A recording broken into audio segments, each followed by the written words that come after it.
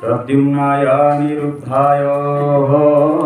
संकर्षणाय च अपि न स्मरते ब्रह्मन् कृतं नैव सतं गुरुदारे सुदिताना इंधना नयने गची। भगवान सुदामा को मन पकाउछंती से गुरुकुल आश्रम रे रहितला बेले जो सब घटना घटितिला से सब कथा अपि न स्मर्यते ब्रह्मन् हे ब्रह्मन् न गुरु निवसताम वृत्तम स्मर्यते। गुरुकुल आश्रम रे रहितला बेले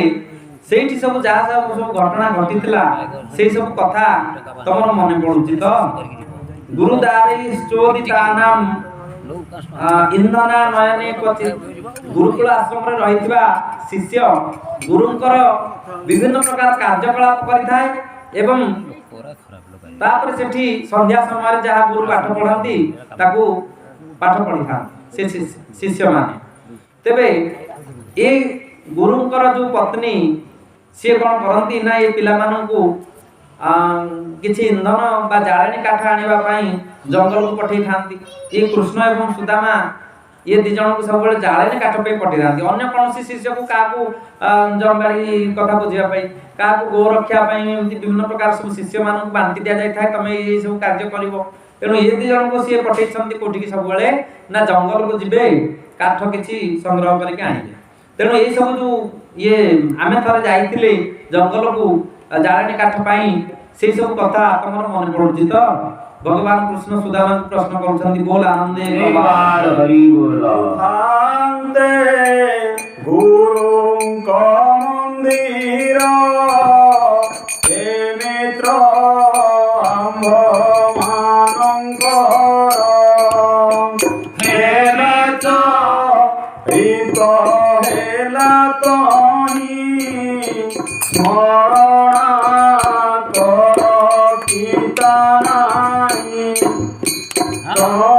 के बड़ समय रे काष्ठा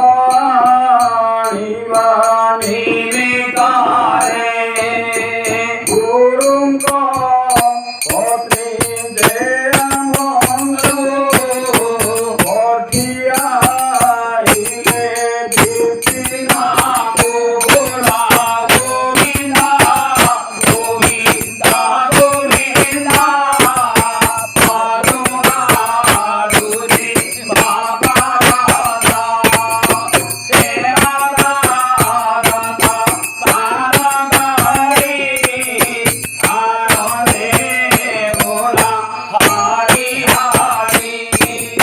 बोला बिगवार हरि बोल इष्टानं महारण्यं अपतो स्मद्विजा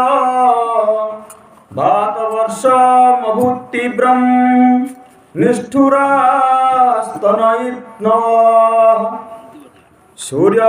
सूर्यस्तास्तं गतस्तावत् तमसा च वृतादिशः निम्नं कुलं जलमयं न प्राज्ञायत किंचन। प्रविष्टानां महारण्यम अपर्तो सुमहद्विज। हे द्विज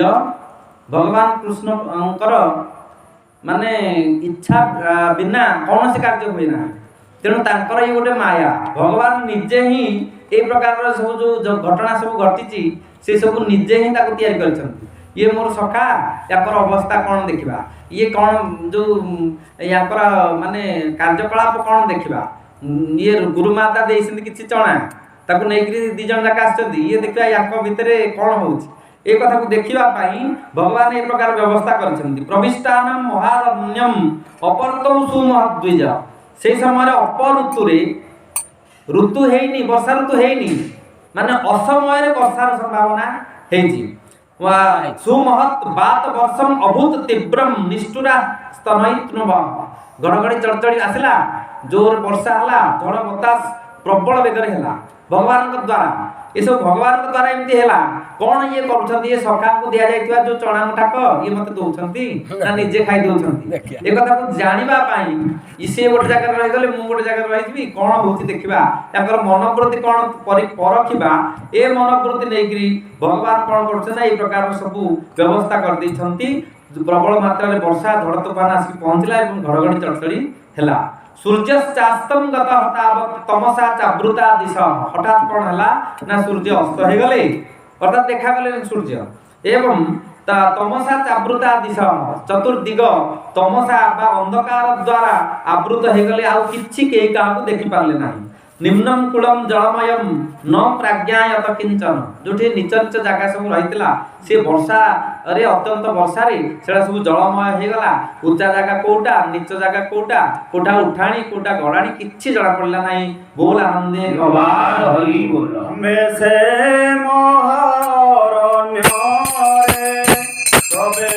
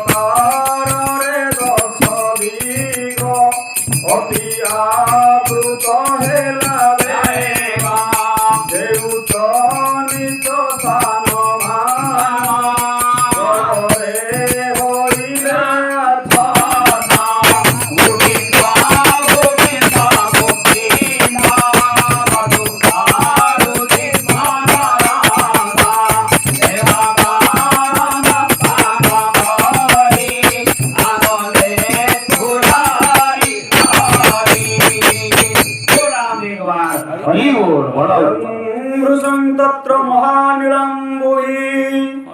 निहन्यमाना मुहुरम्बु संप्लवे दिशो विदन्तोऽथ परस्परं वने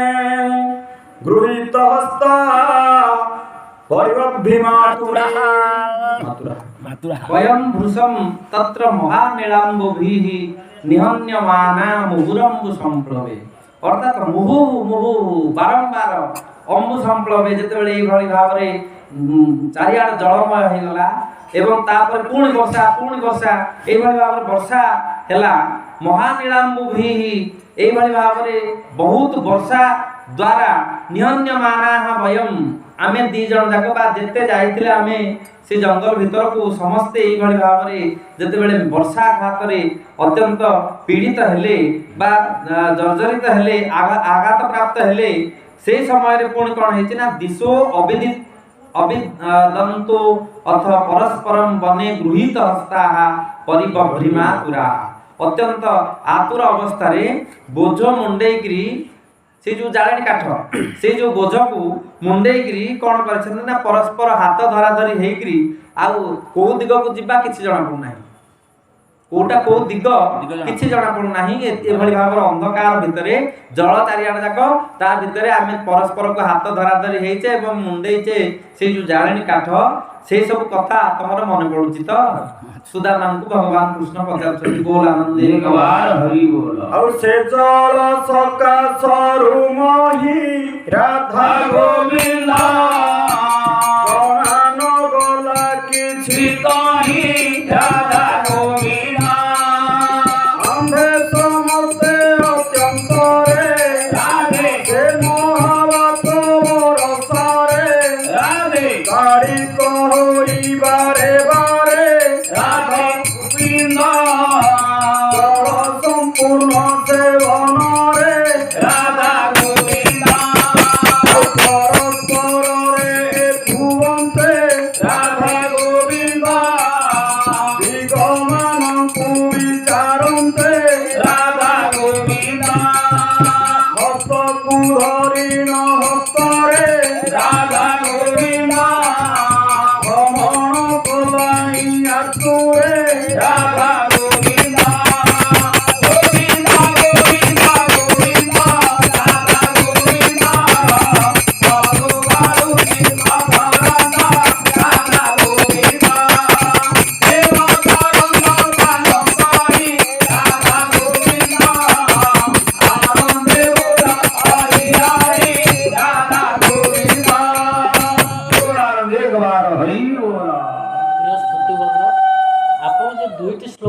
व्याख्या शुणिले आम कौन शिखिले ये जाना दरकार कारण समस्त सांग अच्छा सांग को केतबले परीक्षा करके निजर सांग बोली प्रमाण मिल भगवान माया रूप से सुदामा को परिचयटा मागिछन आमर शिक्षा है यही आमर समस्त सांग अच्छी समस्त गुणादिके सांग रही विपद बंधु ही बंधु ये भगवान माया रूप वर्षा करी सांगर केते निजर हृदय प्रति हृदय अच्छी यही कथाटा आम आज ये दुईटी श्लोक शिक्षा पाइले। हाँ बोला देवबार हरि बोला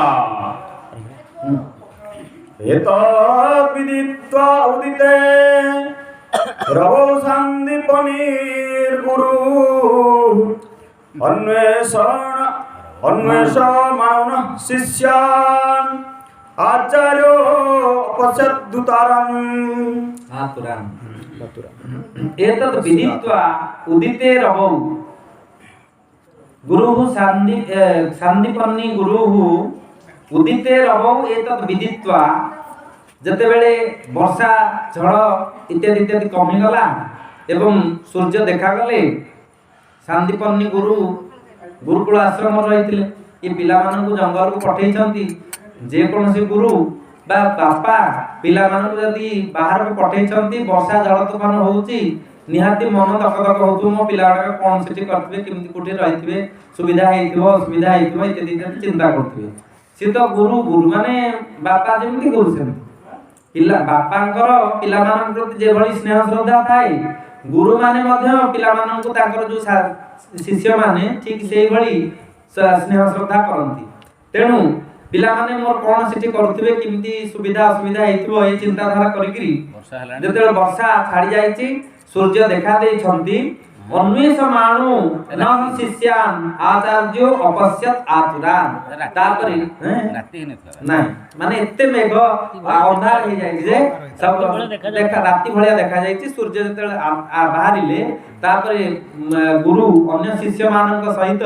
जायग्री एई भली अवस्था रे परस्पर हाथ धरा धरी हेग्री थिबा अवस्था रे बोझ मुंडे छंती कुआरे किछ देखा जाव नथला सेही प्रकार अवस्था रे जल मध्य रे दी जन जाक ठिया हेतिबा देखिले बोल आनंदे कबार हरि बोला तथा करिण गोचर उदित जेउ दिबा कबार सन्दीपनि गुरु जाई आम्भ समस्त शिष्यंकु भोजन्ते से आचार्य वन देखिले अर्थ आम्भ देखिले अर्थ आम्भ बोलां देखबार हरि बोला हो हे पुत्रकायुयम् अस्मदर्थे दुःखिता आत्मा वै प्राणिनं पृष्ठं स्तमना दुर्गमत्परा अहो हे पुत्र का दुष्म जुयम अस्मदर्थेति दुःखिता तापर गुरु से शिष्य द्वय को देखिकरी कहछन्ती हे पुत्र माने जुयम अस्मदर्थे अति दुःखिता तुमे दुहे आममानक पाई बा आम पाई अत्यंत दुख कष्ट भोगिल ये जंगल को आसिल जाळाणी काठ नबा पई जे ये जो वर्षा तो झड़ तूफान सहिल केवल आमरी पाई तमे एते दुख कष्ट सहिल आत्मा वै प्राणिनां पृष्ठम अर्थात समस्त लोक माने निज शरीर को सबटु भल पाती आत्मा वै प्राणिनां पृष्ठम तम अनाकृत्य मत्पराः तुमे से शरीरटा को भूली जाईकरी मो पई तम शरीर को समर्पण करिछ अर्थात तुमे जहा करूछ तम शरीर दुख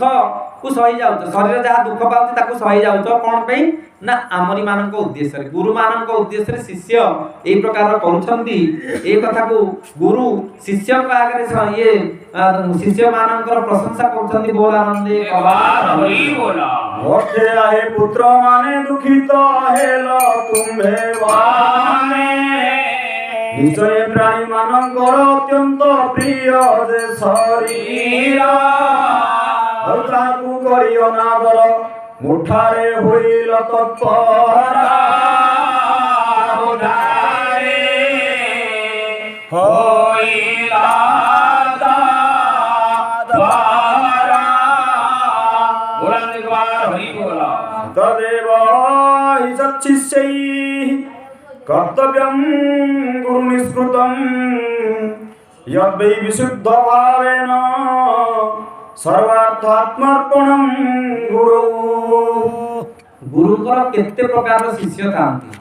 କେତେକ ସତ୍ ଶିଷ୍ୟ ଥାନ୍ତି ଆଉ କେତେକ ଅସତ୍ ଶିଷ୍ୟ ଥାନ୍ତି।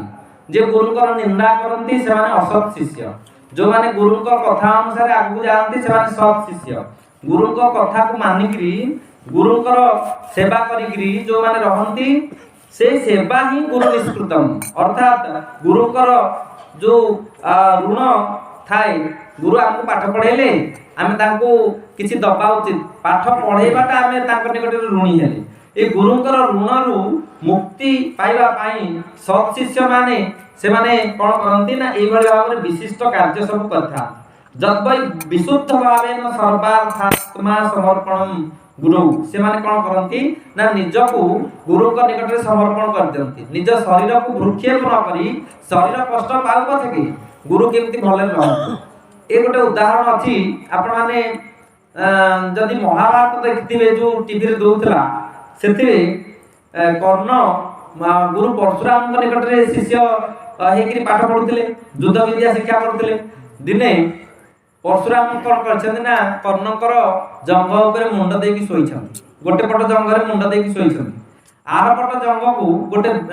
ବଡ଼ ପୋକ, କଳା ପୋକଟେ ଆସିକି କ୍ଷତାକ୍ତ କରିକି ରକ୍ତାକ୍ତ କରିକି ସେଠୁ ବିନ୍ଧିକିରି ତା ଭିତରେ ପଶିକିରି ସେ ରକ୍ତ ଏଠୁ ବାହାର ମାନେ କଲାଣି, ମାଂସ ଗୁଡାକ ବାହାର କରିକି ଖଣ୍ଡ ବିଖଣ୍ଡିତ କରିକି ପକେଇ ଦେଲାଣି। ତଥାପି କର୍ଣ୍ଣ ଉଠୁନାହାନ୍ତି, କାହିଁକି ନା ଗୁରୁଙ୍କର ନିଦ୍ରା ଭଙ୍ଗ ହେଇଯିବ। ତାପରେ ଯେତେବେଳେ ଗୁରୁ ଉଠିକି ଦେଖିଲେ ଏମିତି ଅବସ୍ଥା ହେଇଛି, ଗୁରୁ ଚିନ୍ତା କଲେ ଇଏ ବ୍ରାହ୍ମଣ ନୁହଁ, ଇଏ ନିଶ୍ଚିତ କ୍ଷତ୍ରିୟ ହେଇଥିବ। ଏତେ କଷ୍ଟ ନ ସହିଲା କେମିତି? ବ୍ରାହ୍ମଣ ଯଦି ହେଇଥାନ୍ତା ଏତେ କଷ୍ଟ ସହିପାରିନଥାନ୍ତା। ତେଣୁ ଗୁରୁଙ୍କର ସେବା କରିବା ଉଦ୍ଦେଶ୍ୟରେ ନିଜ ଶରୀରକୁ କଷ୍ଟ ଦେବା ହେଉଛି ଶିଷ୍ୟର କର୍ତ୍ତବ୍ୟ। ତେଣୁ ଗୁରୁଙ୍କର ଯୋଉ ଋଣ ପରିଶୋଧ, ଗୋଟେ ଧନ ସମ୍ପତ୍ତି ଦେଇକି ଗୁରୁଙ୍କୁ ଋଣ ପରିଶୋଧ କରିବା ଗୁରୁମାନେ ଚାହାନ୍ତି ନାହିଁ। ଗୁରୁଙ୍କର ସେବା ଶୁଶ୍ରୂଷା ଯଦି ଶିଷ୍ୟ ଠିକରେ କଲା ତେବେ ସେଇଟା ହିଁ ଗୁରୁଙ୍କର ଋଣ ପରିଶୋଧ। ଏକଥା ସତ୍ ଶିଷ୍ୟମାନଙ୍କର ଏଇଭଳି ଭାବରେ ନିଜକୁ ସମର୍ପଣ କରିକିରି ଗୁରୁଙ୍କର ଇଏ ସେବା କରିକିରି ସେମାନେ ଋଣମୁକ୍ତ ହେବା କଥା। ଭଗବାନ କୃଷ୍ଣ এই কথা মনে পকাই দଉଛନ୍ତି ସୁଦାମାଙ୍କୁ, ବୋଲ ଆନନ୍ଦେ କବାର ହରି ବୋଲ। ଆଉ ତୁମ୍ଭେ ସମସ୍ତ ଶିଷ୍ୟ ମାନେ ଏହି କଥାରେ ଆଜ ବନେ ପ୍ରତ୍ୟୁପକାର ଗୁରୁଙ୍କର କଲ ଉତ୍ତମ ଉପକାର ସମସ୍ତ ଅର୍ଥ ହୁଏ ଜନି ସେ ଦେହ ଗୁରୁଙ୍କର ପରି ଆଉ ବିଶୁଦ୍ଧ ଭାବେ ତୁମ୍ଭେ ପୁଣା ଯାହାଟି କଲ ସମର୍ପଣା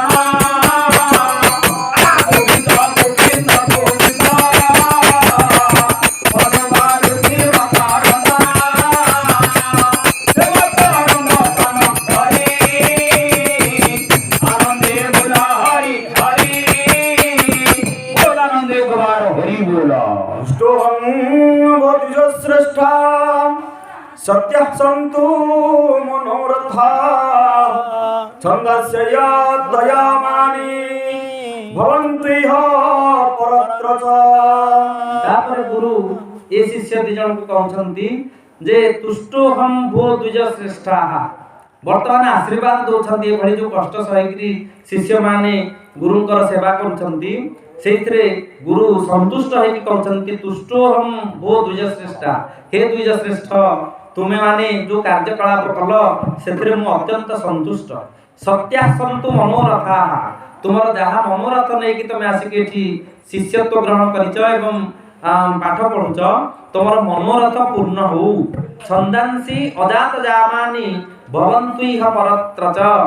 ଛନ୍ଦାଂସି ଅର୍ଥାତ୍ ବେଦ ରୂପୀ ଯୋଉ ବିଦ୍ୟା ରହିଛି ସେଟା ସବୁ ତମର ନିଷ୍ଫଳ ନ ହେଉ। ଅର୍ଥାତ୍ ତମେ ବେଦ ଯୋଉ ପାଠ କଲ, ମୋ ପାଖରେ ଯୋଉ ବିଦ୍ୟା ଅର୍ଜନ କଲ, ସେ ବିଦ୍ୟା ତମର ଫଳପ୍ରଦ ହଉ। ଭବନ୍ତି ଇହ ପରତ୍ର च, ସେମାନେ ସବୁ ଏ ଜନ୍ମରେ ଫଳପ୍ରଦ ହୁଅନ୍ତୁ ଏବଂ ଆର ଜନ୍ମ ପର ଜନ୍ମରେ ମଧ୍ୟ ସେଟା ସବୁ କାର୍ଯ୍ୟକାରୀ ହୁଅନ୍ତୁ। ଅର୍ଥାତ ତୁମେ ଜାତି ସ୍ମର ହେଇକିରି ଏ ଜନ୍ମର କଥାକୁ ସେତେବେଳେ ମନେ ପକେଇକିରି ସେଇ ସବୁ କାର୍ଯ୍ୟ କଳାପରେ ତୁମର ଏ ସବୁ ଯୋଉ ବେଦ କାର୍ଯ୍ୟ ସେଟା ସବୁ ନିଷ୍ଫଳ ନ ହେଉ ବୋଲି ଗୁରୁ ଆଶୀର୍ବାଦ ଦଉଛନ୍ତି। ବୋଲ ଆନନ୍ଦ ଦ୍ୱିଜ ଶ୍ରେଷ୍ଠ ମାନେ ମୁହି ତୁମ୍ଭଙ୍କୁ ସନ୍ତୋଷ ହେଲା ତୁମ୍ଭର ମନୋରଥ ଯେଉ ସେ ଆଜ ସତ୍ୟ ସେ ଇହ ପରଲୋକ ଦୁଇ ତହିଁ ତୁମ୍ଭର ପୁନଃ ହୋଇ ଭୁବନ୍ତୁ ସର୍ବବେଦମାନ ଯା ତୁମ୍ଭେ କଲ ଜୟ ଗୋବିନ୍ଦ ଗୋବିନ୍ଦ ଗୋବିନ୍ଦ ପାଦୁଆ ତୁଝି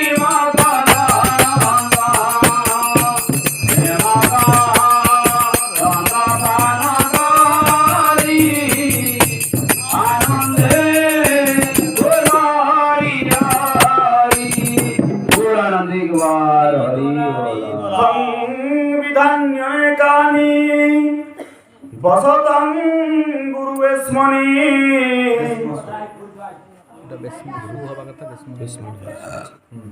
गुरोरनुग्रहेणैव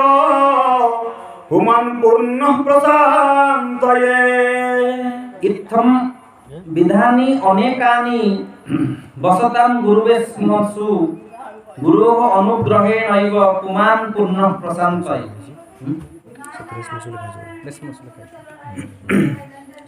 तापरे एइभଳି भाବରେ भगवान श्री कृष्ण सुदामा को मने पकई दउछंती जे गुरु एइभଳି भाବରେ इत्थम अनेका ये एवं विधानि अनेकानि एइभଳି भाବରେ अनेक घटना गुरुंकर घरे रहितला बेले सब घटिछि। गुरुंकर गुरो अनुग्रहेणैव पुमान् पूर्णः प्रशान्तये एवं गुरुंकर अनुग्रह लाभ करिकरी मनुष्य पूर्णता प्राप्त हुए एवं शांतिर अधिकारी होता। ये सब कथा भगवान कृष्ण सुदामा को मने पकई दउछंती। बोल आनंदे हरि बोल रूपे अनेक प्रकारे थान्ते गुरुंको घरे से आंभ मानंद पुण फेरता करो की स्मरण अनुग्रहरे गुरुंकर शांतिरे पूर्ण होए गोविंद गोविंद गोविंद पदुमानु धीमा करना सेवा करना भगवानी आनंदे बुला बिहारी गोरंदिगवार हरि बोल ब्रह्मणोवाच किमस्माभिर्निवृत्तं देवदेव जगद्गुरो भवता सत्यकामेन येषां वासो गुरा बभू। तापरे सुदामा वर्तमान कहउछंती ब्राह्मण उवाच किमस्माभिः निवृत्तं अनिवृत्तं देवदेव जगद्गुरु। हे देवदेव भगवान कृष्ण को संबोधन करछंती सखा बोली संबोधन करना। हे देवदेव हे जगद्गुरु जगतर गुरु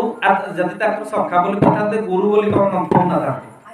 ताको सखा बोली संबोधन से भगवान को भगवान भलिया देखिछंती बोली भगवान ताको ए कथा कहउछंती।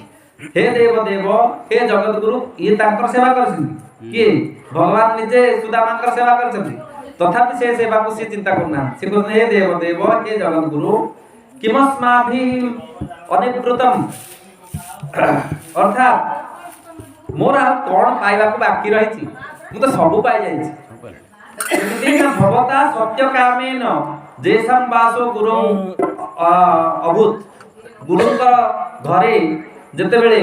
ଆପଣଙ୍କ ସହିତ ମୁଁ ବାସ କରୁଥିଲି, ସତ୍ୟ କାମ ସତ୍ୟ ସଂକଳ୍ପ ଆପଣଙ୍କ ସହିତ ମୁଁ ବାସ କରୁଥିଲି, ଆପଣ ମୋ ସାଙ୍ଗରେ ଥିଲେ ନା, ତେଣୁ ମୋର ଆଉ କଣ ପାଇବାର ଆବଶ୍ୟକତା ଅଛି, ତେଣୁ ମୁଁ ସବୁ କିଛି ପାଇଯାଇଛି ବୋଲି ସୁଦାମା କହୁଛନ୍ତି। ବୋଲ ଆନନ୍ଦେ ଶ୍ରୀକାନ୍ତ ବାବୁ ତାପରେ ମା କରୁଛ ଭଲ ଗାୟକଟା ହାବୁଡେ ପଡିଛି ମୋର ସମ୍ଭାଳ କାରଣ ସେ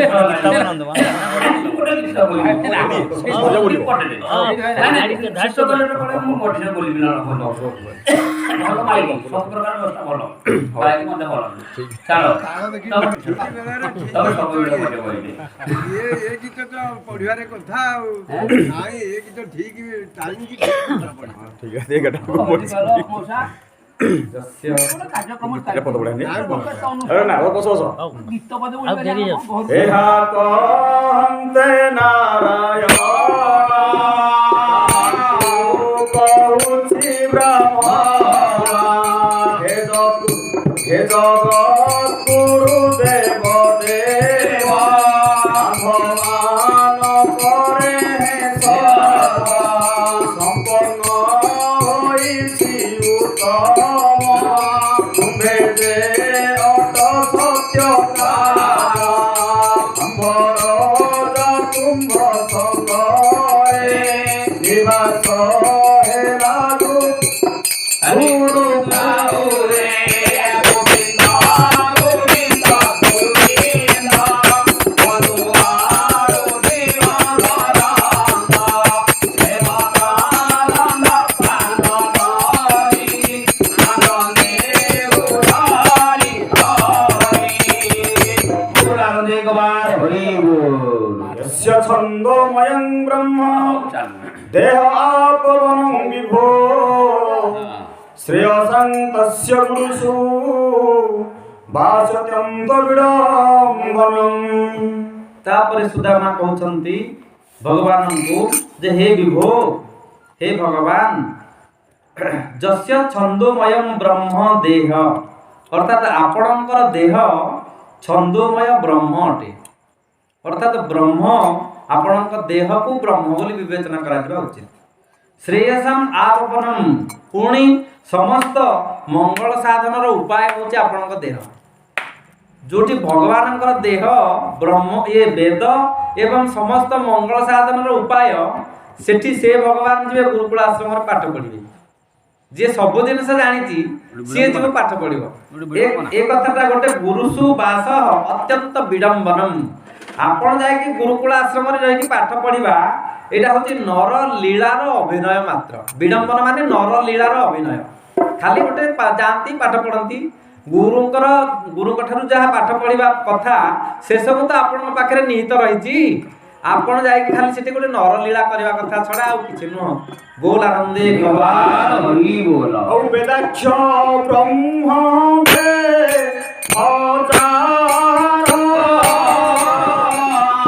যে জন্মস্থান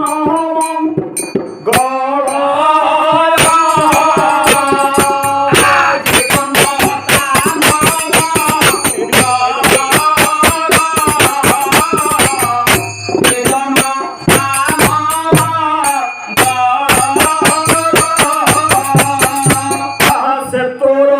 গুরু রে